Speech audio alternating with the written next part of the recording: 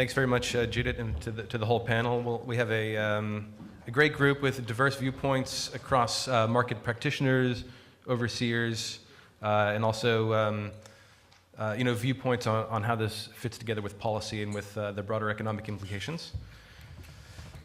This will be I do insist that this panel will be socially useful in the sense that we will be counting very much on questions from the audience. We'll have plenty of time for that after some short introductions from our speakers.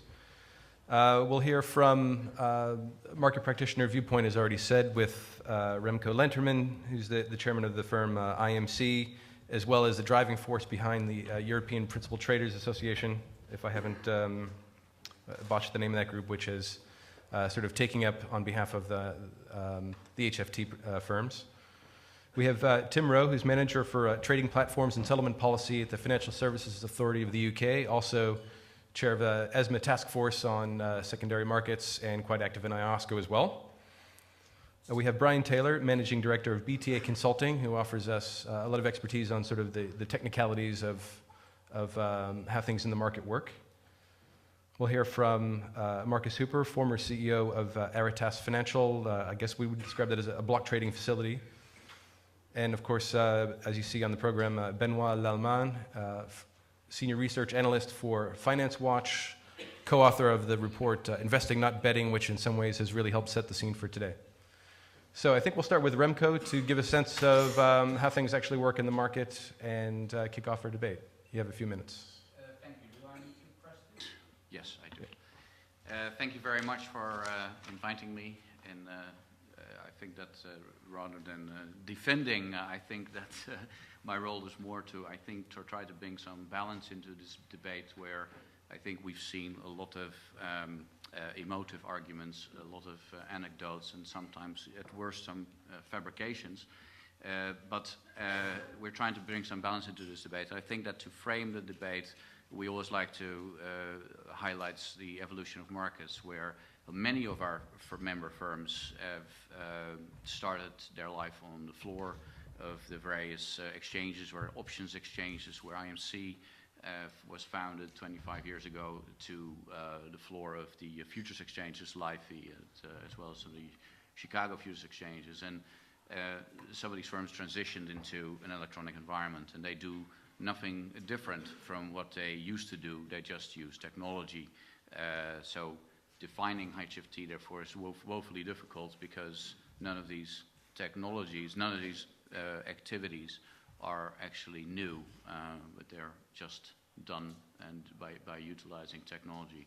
I think it's very hard to look at the HFT separate from just the vast efficiencies that technology has brought to the marketplace. So huge reductions in frictional costs, and I'll give you a few examples of that. I ran trading at Goldman Sachs. I had 70 traders work for me in the year 2000. We were charging investors between 25 and 40 basis points for their transactions. That was €1 billion to €1.5 billion business in those days.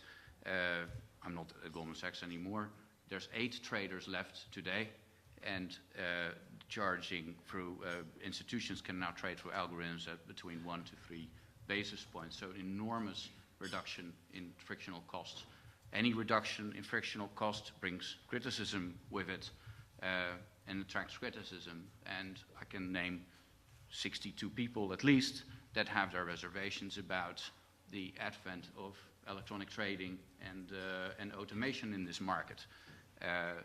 But what has this reduction in frictional cost done is brought enormous benefits to end users. And I think that people like Vanguard have made some calculations on this, the third largest asset manager in the world, a reduction in their trading costs of 60% over the last 10 to 15 years.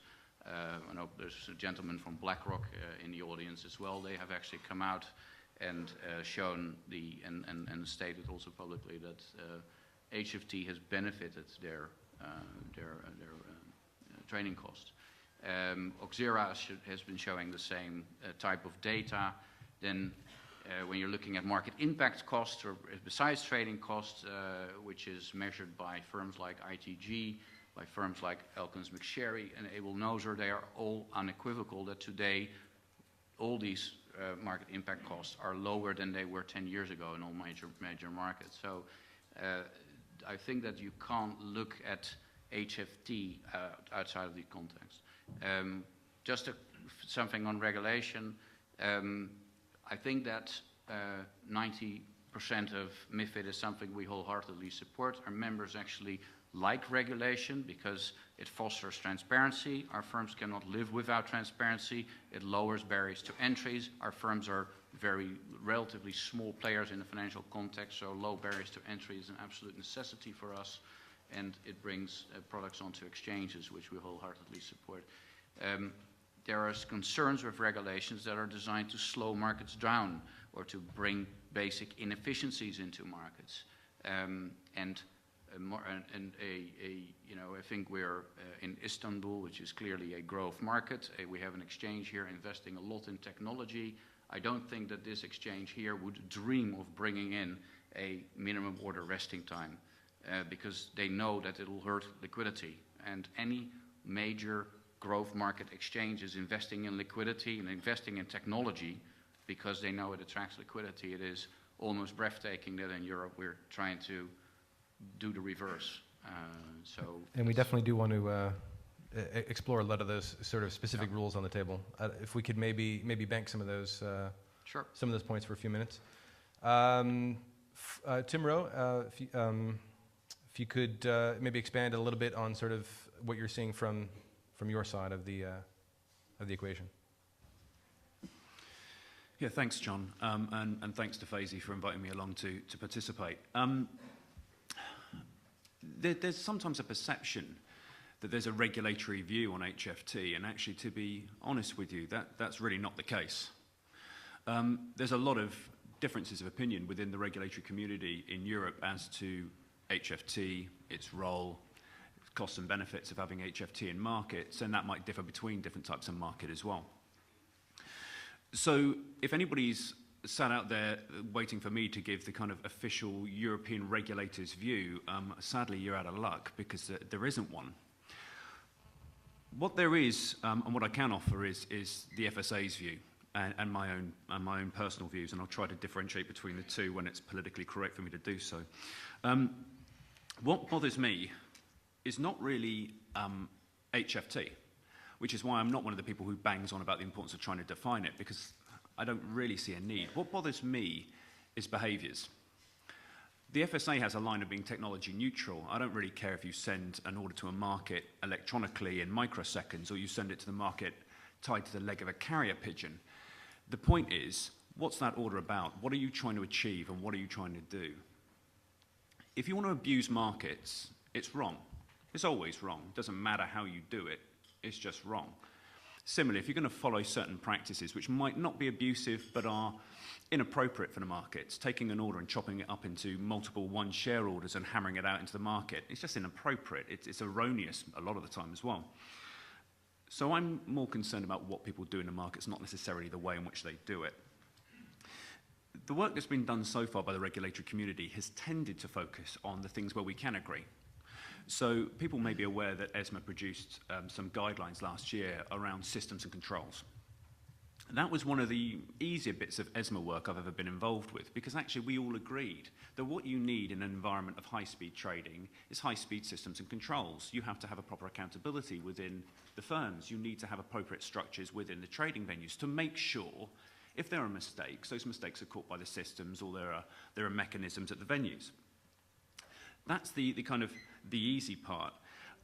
What's harder is the areas where we don't have enough research, and that came up earlier, that actually around HFT and an awful lot of electronic trading generally, we actually don't really understand enough about what the impacts are. There's research out there that suggests HFT is positive for liquidity, there's research out there which questions that, so on and so forth, but there's not enough particularly European-focused research for us to be able to draw definitive conclusions, so more research is definitely needed. That will be particularly important for ESMA's role going forward, because we're transitioning at this point from preparing guidelines like we did last year for implementation under the provisions of MiFID I to thinking about what we might be receiving from the European Commission in terms of mandates for preparing technical standards under MiFID II. So the research going forward is going to be absolutely key, because ESMA will probably have an extremely large job on its hands trying to get those technical standards right, and we need as much information as we can. So that's one of the key things that I would highlight. I've got a few other bits and pieces, but maybe I'll throw them in later, John. Thank you. Sure, thanks for that. As far as the, you've raised a question of what sort of overview is possible of the markets. Good chance, I think, to turn to Brian Taylor. What's, you know, can you describe a little bit about sort of, you know, what we need to know for how this actually works? Okay, so thank you very much, John, and thank you to FESE also for inviting me to be part of this panel. This is quite a challenging panel to be part of. This is quite a challenging panel to be part of, because there isn't a lot of data around to unequivocally validate any hypothesis around whether HFTs are good for the markets or bad for the markets. The reality is, I agree with what Remco said earlier, which is that essentially they have definitely helped to reduce the frictional costs and improve the efficiency of price formation. However, the issue, or an issue, is that, you know, does anyone suffer as a result of this, and do they have an unfair advantage as a result of having high performance technology? So I think we have to take a step back and see why do we have this challenge, and why are we thinking about this? And if we look at what the exchange key objectives are, essentially it's to maximize liquidity at the lowest cost per transaction, and they also have an investor protection mandate, because they control a public good, which is the whole price formation process. Now, by definition, this means that they are keen to attract HFTs to markets, because that way they get more market share, more volume, higher EBIT, lower unit costs, et cetera, but does any of this volume come into the marketplace and corrupt the public good price formation process? And the reality is we don't know.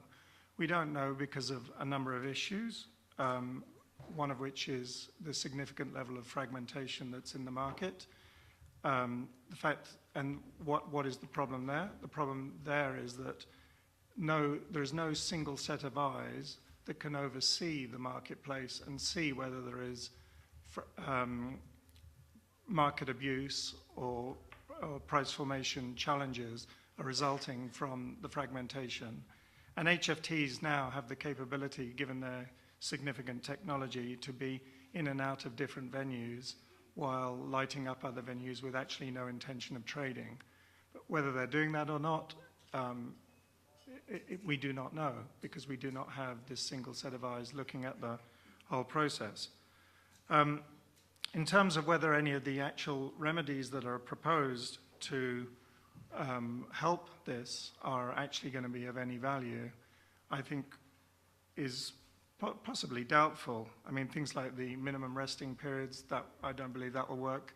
The HFTs can get around that by having different parent and child orders, so that the resting periods are actually what they're trying to achieve in the first place, but it's just scattered over a wider range of orders, and they'll link them up together and have algorithms to control the whole process. So I think the issue is we need better evidence as to whether the HFTs are gouging the market, contributing to potential risks of flash crashes, etc. And that's what we should be working on, rather than saying they're bad, and because actually they're actually adding liquidity and narrowing spreads and filling a gap where many of the banks have left. We could call it a potentially mixed picture, I guess. Marcus Super, could you maybe elaborate on that? Sure. Well, I think probably the best way of following on from that is by saying that at the end of the day, this is what I would refer to as speculator activity. It's an injection of liquidity into the system. So the concept of good or bad isn't really relevant here at all. It's added liquidity. You have to look at that for what it's worth. But you can make judgments about the quality of the injection of that liquidity and the nature of what it's trying to achieve. And let's be very clear about this. High-frequency trading firms aren't there to be socially useful. That's not their purpose. They're there to gain profits. That is what they're trying to do. Is there anything wrong with that? No, there's nothing wrong with that. Investors are trying to do the same thing. They're doing it for different purposes and different time horizons, but ultimately, this is just a natural aspect of the market. But we can drill into that a little bit more and start asking questions about market microstructure and the nature of what types of speculation are beneficial and disadvantageous to the market. And if we just very, very simply think about the transfer of risk capital and the nature of speculation in that process, I would say a valuable form of speculation would be speculation that really injects large amounts of liquidity and absorbs risk over longer time horizons. Now, that's the exact opposite of what high-frequency trading is doing. That's not its use, that's not its purpose whatsoever. But it's completely rational behaviour. As a market maker in today's market, well, there are no market makers virtually. They've gone away because it is too risky to try and present $5 million worth of capital to someone for them to trade against, to find out that half a microsecond later the price is now completely outside of the range of the trade you've just done. So the whole nature of speculation has moved from the old market structure, which, by the way, we didn't like politically. We didn't like the old market maker structure with the Hookman or the Kurzmacher or all these people. And we didn't like them because we didn't like the idea of these speculators consistently making profits for what was perceived to be low risk. Well, here we are later. We've got people consistently making profits for very low risk, and they're still speculators. The complete difference between those two environments is that in today's market, there is no connection directly between the investor and the speculator. And that is a fundamental difference in the nature of markets. So asking the question whether HFT is good or bad is largely irrelevant. The point is it's just liquidity that's accessible. If you want to have liquidity you might view as more socially useful, you have to reconnect the investor to the speculator in a much more direct manner. And I don't see how that's possible with the current market microstructure. So when I kind of think about regulation and how regulation is, I think, attempting to, in some ways, bring back some old-fashioned beliefs. And what I mean by that is that in the old market structure, the members, the market maker members, had the concept of obligations and privileges. You had privileges, you could have certain behaviours going on in the market that you were allowed to do as a market maker, but you had obligations. You had to do consistent quotes, for example. You had to maintain a price. Now, we're in an environment now where the privileges are not there, but all of a sudden the regulation's now saying, let's have some obligations. Well, I don't really see how that's going to work going forward. My big fear for the equity markets, and I suspect this will eventually translate into other asset classes, but my big fear is that any attempt to actually compress high-frequency trading and drive it away from the market, bizarrely, is actually going to damage the markets much further.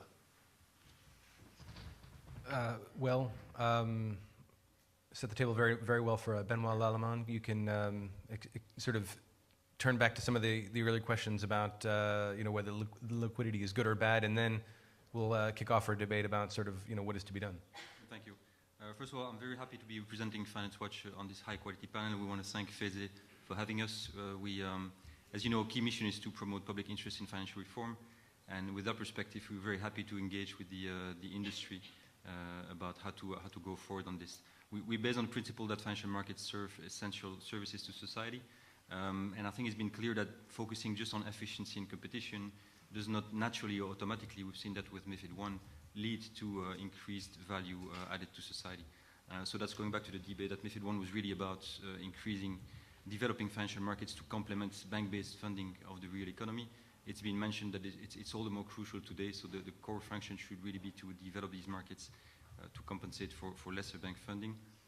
And we think, as been discussed as well, that the most important obstacle is the lack of stakeholder confidence from society at large on the role of these markets.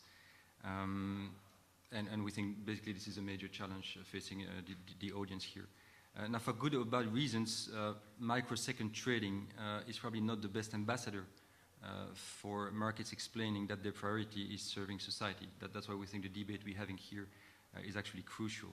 And I hear that MiFID 2 might take back markets 7 years in the past, when in fact it's a lack of regulation that has brought markets and the economy with it nearly 80 years back, and detrimental or parasitic practices have had that effect of bringing markets and the economy almost back to the 30s. Now, so we think basically that MiFID II is much rather about bringing, with that perspective, markets back to the future, and really a future that people can look forward to rather than fear, as is the case today. So for us, it's a great opportunity to restore the confidence I was referring. I'll just finish mentioning that I referred to the 30s, and interestingly, it was just after the other biggest crisis of the century. And interestingly, the people, the same audience we have here, was basically having the same sort of debate, addressing the same issues and trying to draw lessons from the crisis. And a key topic was, in fact, the topic of this panel, which is the state of secondary markets, and the liquidity and the cost of trading versus the impact of the function of primary and secondary markets.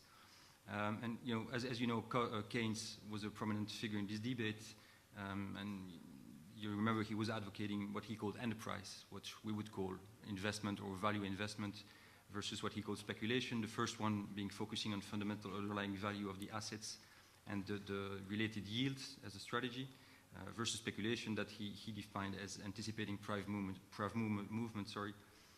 based on the intentions or the anticipated intentions of other traders to reap benefits from trading. Now, of course, he'd be having a heart attack hearing that we're trading in microseconds. But interestingly, he was arguing, and that to be a bit provocative, that a higher cost of trading actually incentivizes long-term holding of assets, and that lower liquidity on markets encourages the focus on the yields, and so encourages fundamental research. So before some of you have a heart attack, I'll tell you, we don't advocate higher cost of trading or illiquid markets, but we think it's important to put the cost of trading and liquidity in perspective and not take them as absolute values, as is still often the case today. And I mean, basically, on some of the means or basic vision around this is that HFT, such as any other market practice, should be submitted to a strict cost benefits analysis. And yes, we believe at this stage, but we only have to be convinced that there's an imbalance in terms of some of the questionable benefits that are brought to the markets and the high cost and risks that are brought forward as well. And we only wish that MiFID II brings a complete toolkit to the regulator to anticipate further evidence and data that should come from from research. But we can discuss that in a second, I think. Thank you.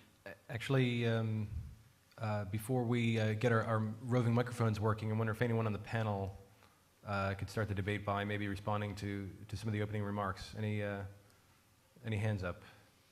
Okay. Yeah, please, Tim.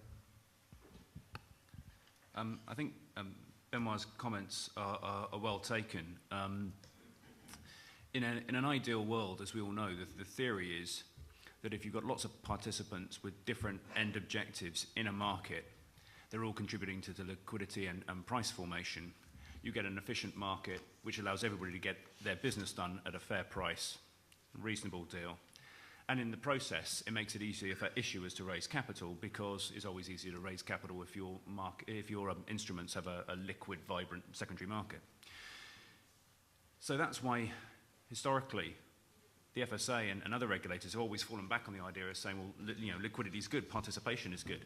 I think Benoit's point about whether there's parasitic practices, some of Brian's comments around whether people are putting on business onto markets and then withdrawing it because they never had an intention to trade is really important, because that kind of raises a question of, if you like, the kind of moral aspect of a market. You can't just see it as an interaction of demand and supply. You have to think about the morality and the social usefulness. I struggle with that concept a little bit, because I've never understood as a regulator exactly when I'm supposed to say, I don't like your participation in the market because you're purely out there to make a profit in microseconds. I mean, I think everybody's in the markets, as Marcus said, to make a few quid, be they a pensioner or an HFT firm. Everybody wants to grow. So I think I'll come back on Benoit's points, and frankly on everybody else's points, to say the bottom line here is we just don't have enough information.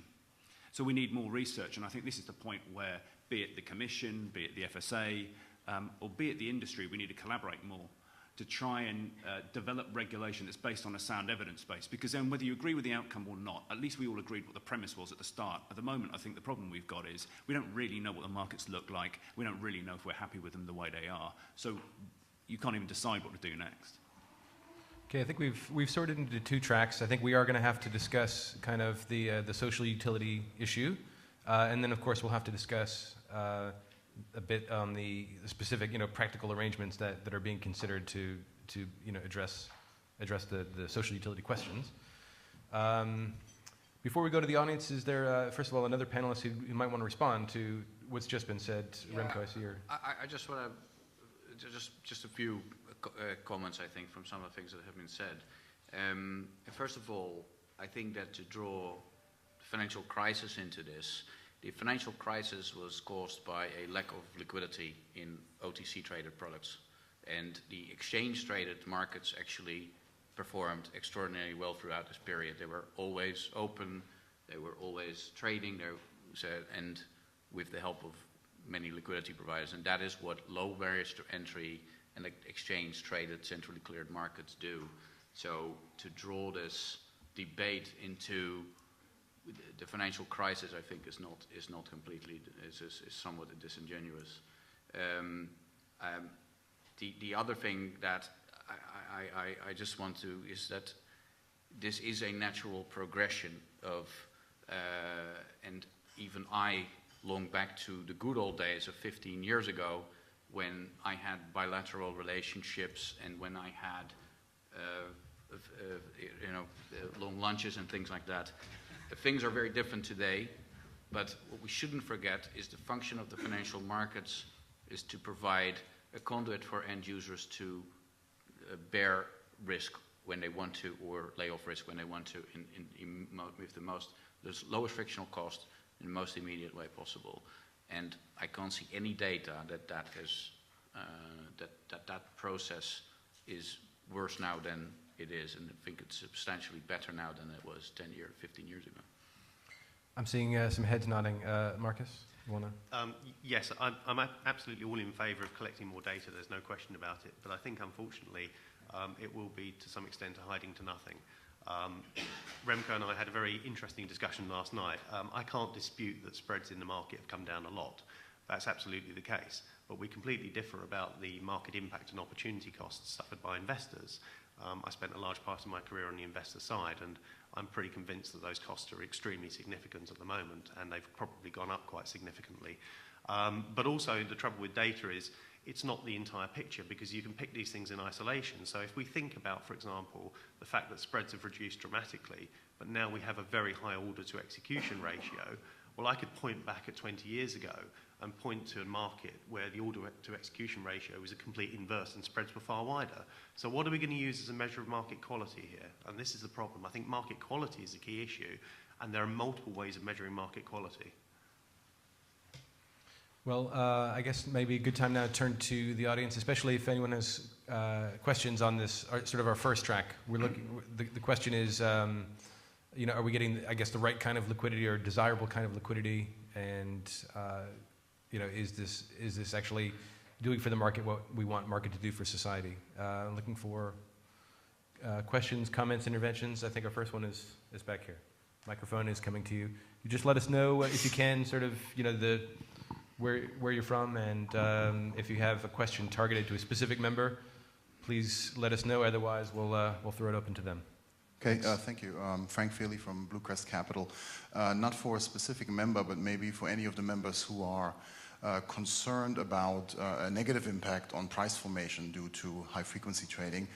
We hear a lot about the fact that high-frequency trading accounts for a lot of trading volume in this debate. But what I think, in my opinion, is often overlooked is the fact that the amount of investment capital deployed against high-frequency trading strategies and the profits generated by high-frequency firms, while impressive, both of those numbers are minuscule relative to the size of capital markets. So I have a hard time believing that they have a significant impact on price formation, and I'm curious to learn what you think about that.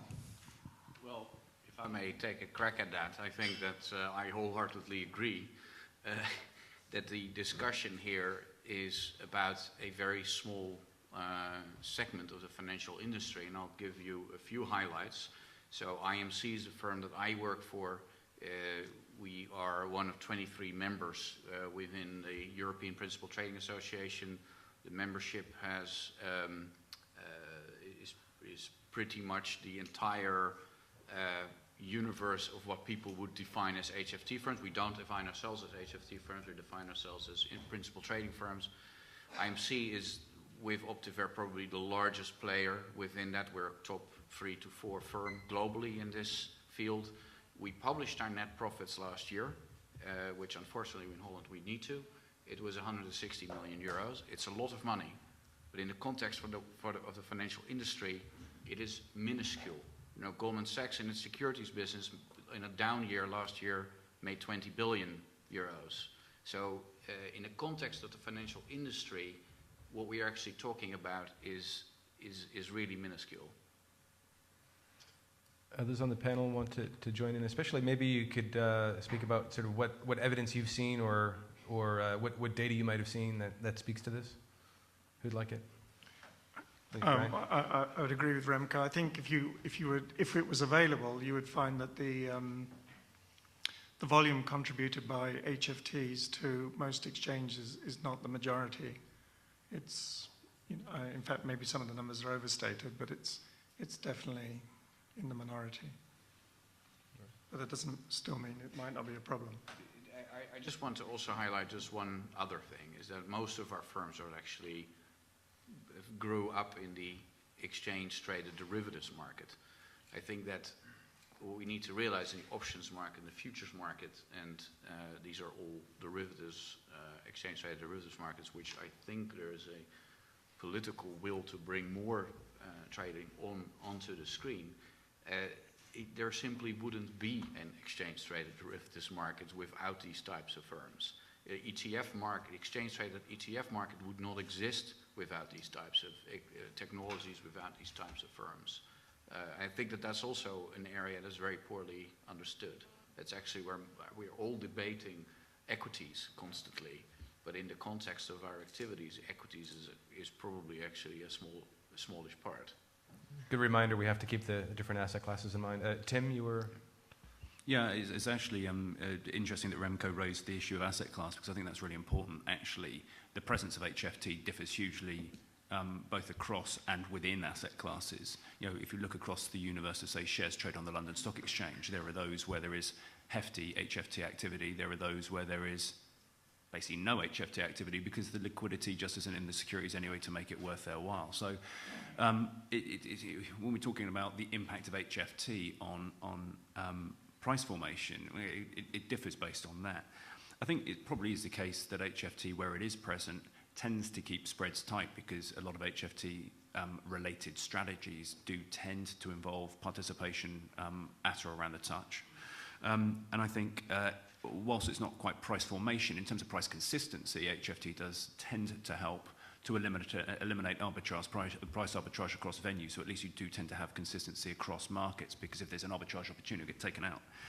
I think the one thing I would mention specifically, and actually Remco mentioned it, is around things like ETFs, where in some, at least on some exchanges, the HFT community are significant official market makers. So if I look at, say, the London Stock Exchange, IMC, Flow, All Options, various others, are what we might consider HFT firms, but they are official market makers in a range of ETFs. They are bound by rules, which mean that they have to be present. And actually, in terms of price formation for those instruments, they're hugely important because they may be the only participant there who's making two-way prices.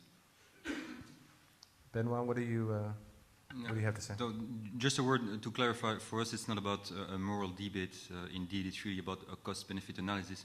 Now I mentioned the crisis because the crisis unfortunately had an impact on investor and stakeholder confidence in general, and that, yes, that explains I would say the increased scrutiny about what these markets do and the way they function. Now we've discussed about secondary markets and the fact that HFT maybe plays a minor role. I'm not sure about the figures about volumes and so on. We still saw figures this morning that it's about, you know, half of trading, half of the volume that HFT accounts for.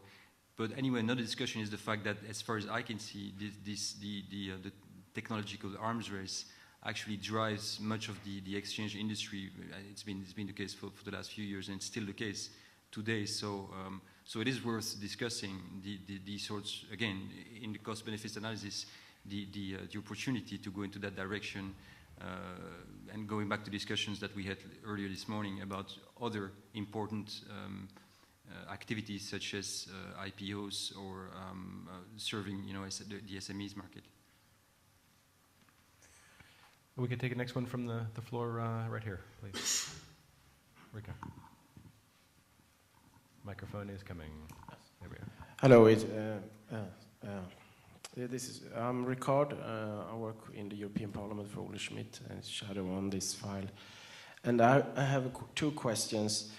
I wonder if you can answer, how valid is the argument that pension funds avoid the regulated market in order to avoid the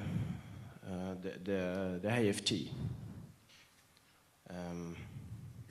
Well, I think that it's in my experience being on the sell side for most of my career, large institutions, and Marcus can definitely vouch for that as well, have always tried to intermediate either directly with each other or try to find a natural counterparty to what they were trying to do, because it reduces their market impact.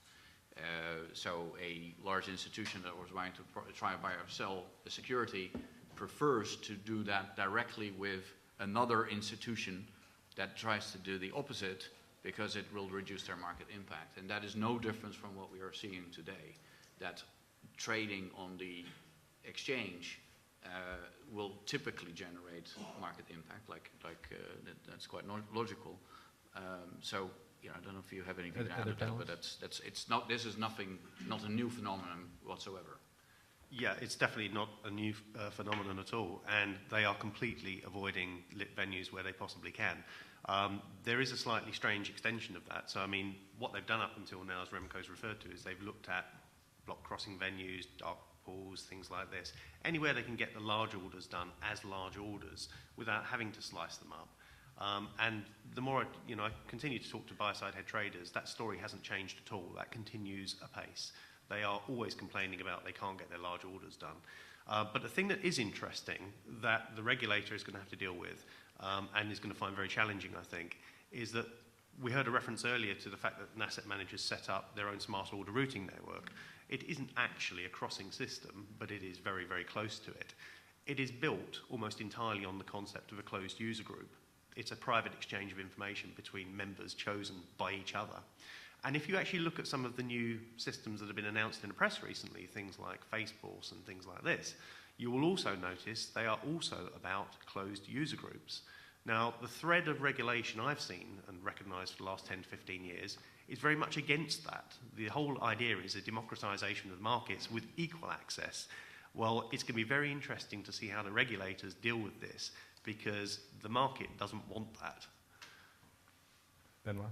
No, I think the question was also referring to that you see, recently you've seen dark pools that actually use as almost a sole marketing argument that they do not accept HFT. So that probably asks the question of, do they do that for the bad reasons or ideology reason, or because indeed they feel that they have an advantage to be protected from some of these practices.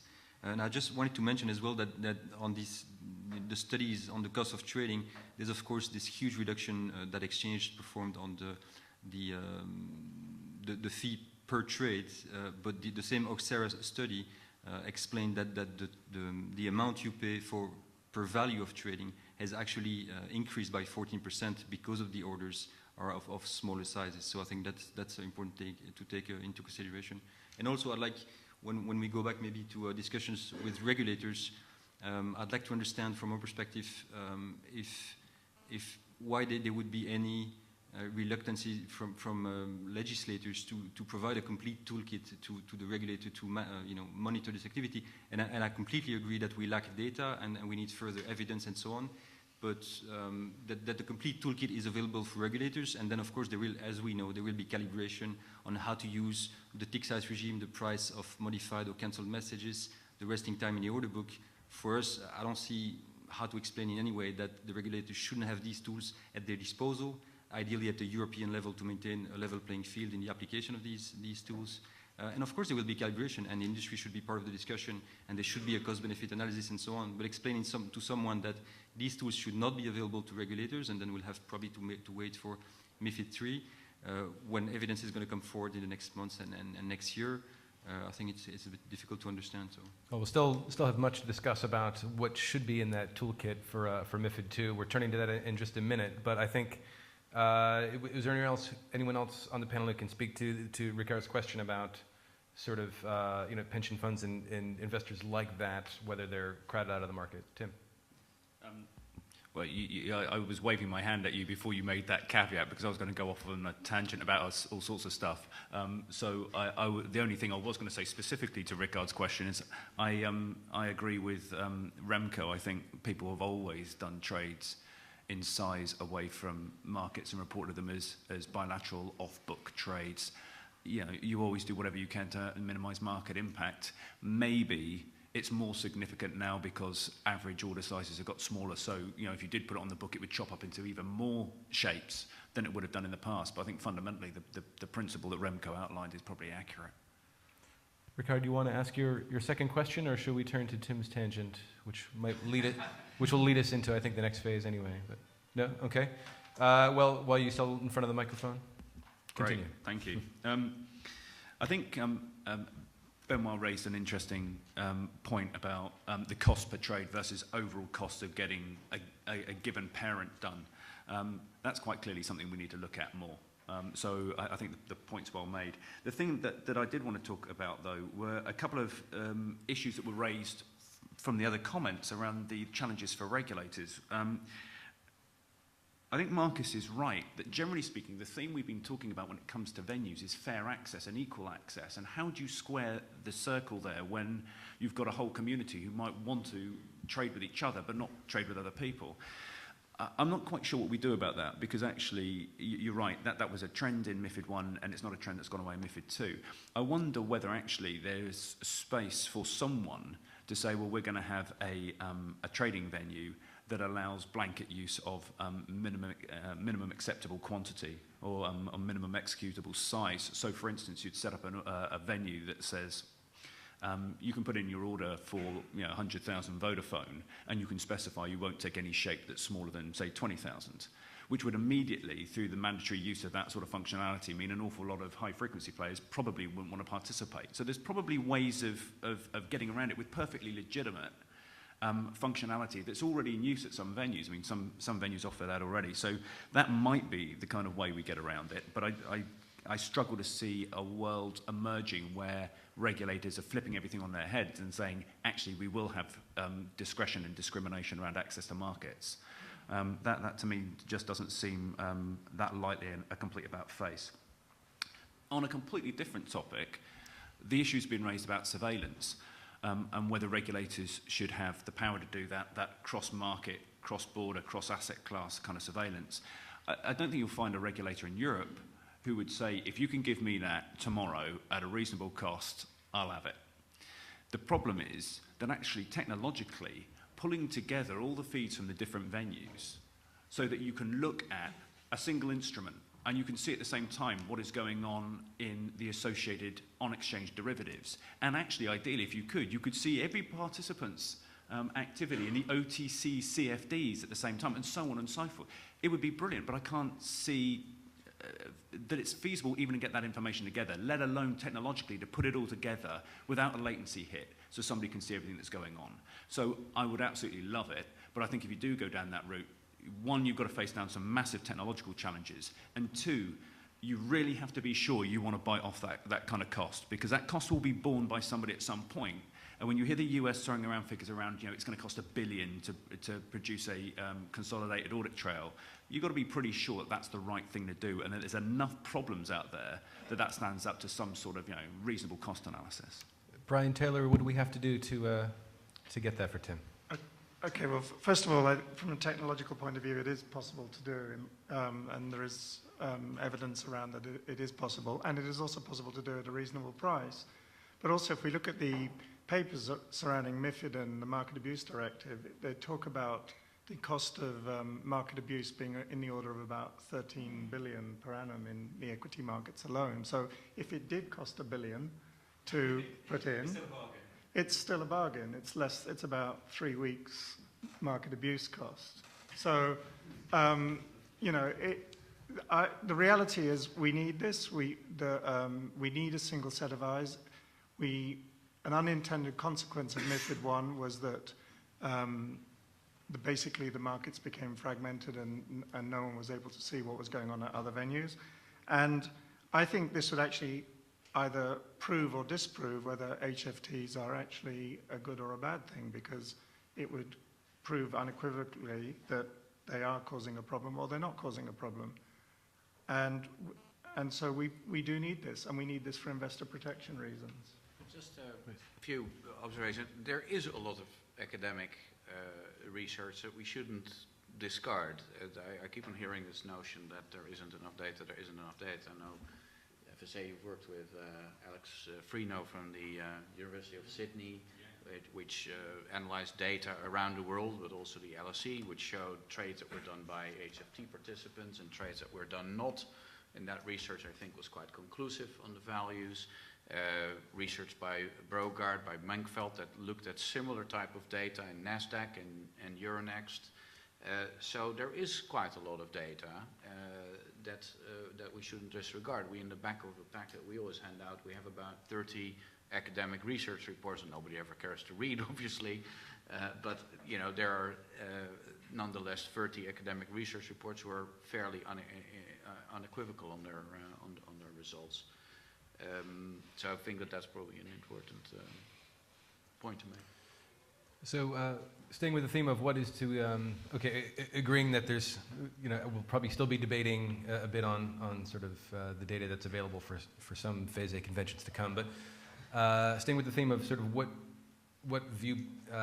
sort of data we should be putting in front of the regulators and what powers we should maybe be giving them to react to what they see.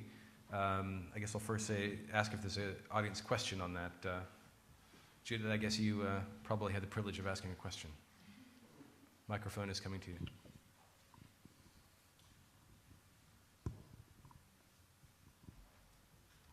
Yes, thank you.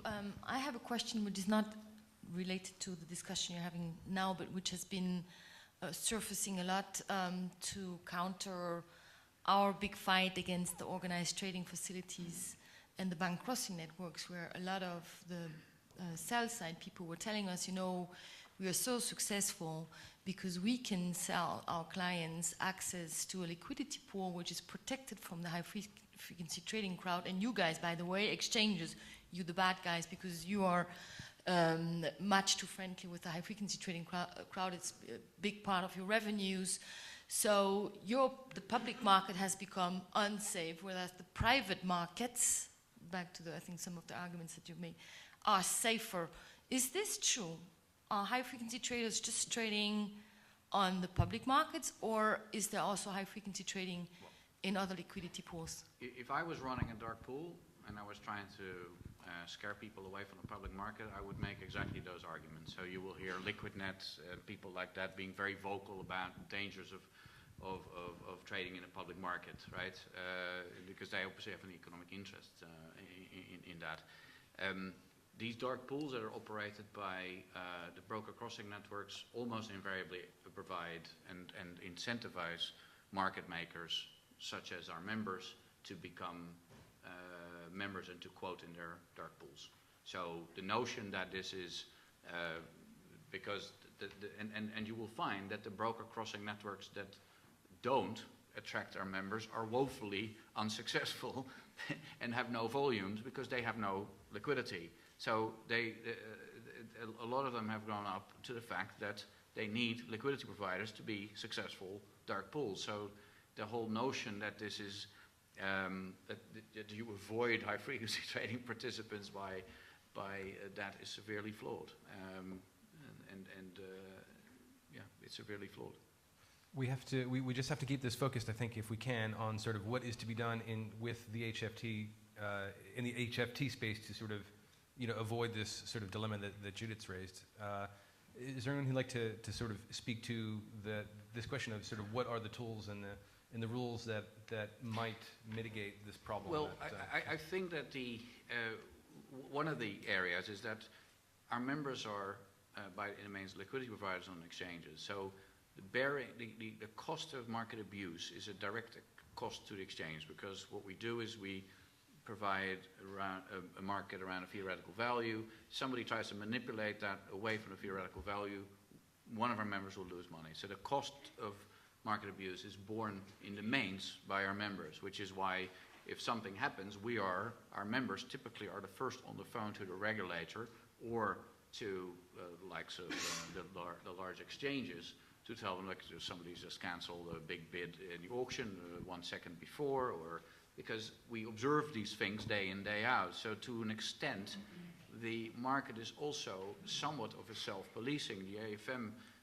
just brought a prosecution case against the Swiss-based party, which was based on a tip-off of one of our ourselves actually, but one of our member firms.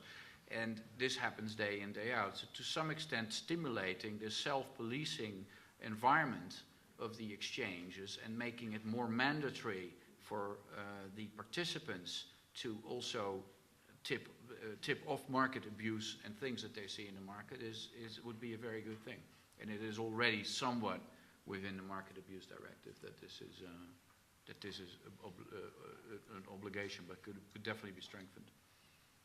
Benoit, I think you were the first hand up, and then just a Marcus. quick point on that, and to come back to the tools that the legislators are currently discussing to allow regulators to look at that. Self-policing is fine; it should be the basis, and I completely understand you have an own interest in avoiding market abuse. Now, maybe self-policing is not sufficient. Now, indeed, you have this magnificent tool that regulators could have to have cross-market surveillance. I think before that comes, the duty should be that these regulators have the tools to calibrate the potential for market abuse, looking at the price of modified or cancelled messages, using the resting time in the order book, order-to-trade ratios, the tick size regime, and so on, to use them or not, but to be able to, as evidence comes forward, again, calibrate the microstructure of markets. And I'm still wondering how a regulator could not be asking for these tools.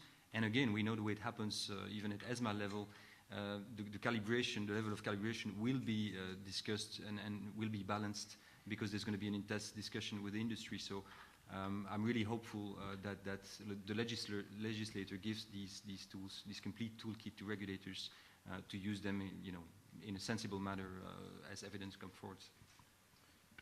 Was it on this, Marcus? Otherwise, we definitely have one more question for sure we have to get to before. Just very quickly, if you don't mind. To address this point specifically, there is no question that if you want to avoid high-frequency trading, merely avoiding an exchange venue is not going to solve that problem. We tend to think that this is a technical issue. It isn't a technical issue solely.